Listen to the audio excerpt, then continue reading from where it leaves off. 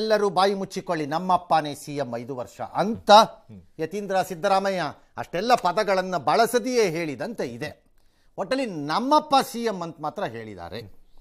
Power sharing ಎಂಬ fight ಅಲ್ಲ, street fight, ಕೋಳಿ ಫೈಟು,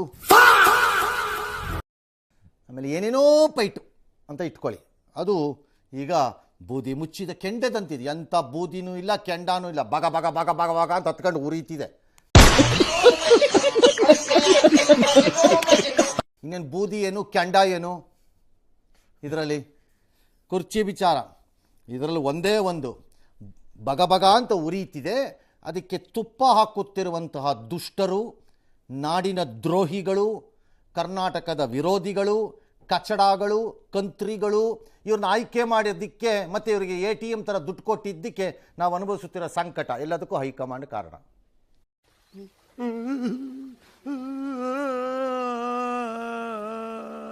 ಹೈಕಮಾಂಡ್ ಅವರೇ ದುಷ್ಟರು ಮತ್ತು ರಾಕ್ಷಸರು ಕರ್ನಾಟಕದ ವಿಚಾರದಲ್ಲಿ.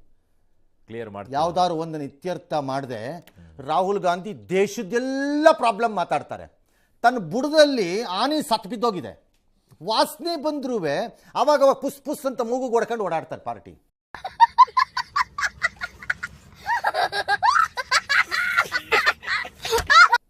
ಯೋಗ್ಯತೆ ಇದ್ದರೆ, ದೊಡ್ಡ ಲೀಡರ್ ಆಗಿದ್ದರೆ ಇಲ್ಲಿ ಡಿಸೈಡ್ ಮಾಡಬೇಕು ಫಸ್ಟ್, ಕ್ಲಿಯರ್ ಆಮೇಲೆ ಮೋದಿ ವಿಚಾರ ಮಾತಾಡೋದು.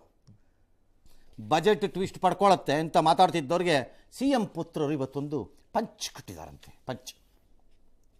CM ಪುತ್ರ ಬಾಕ್ಸರ್ರಾ?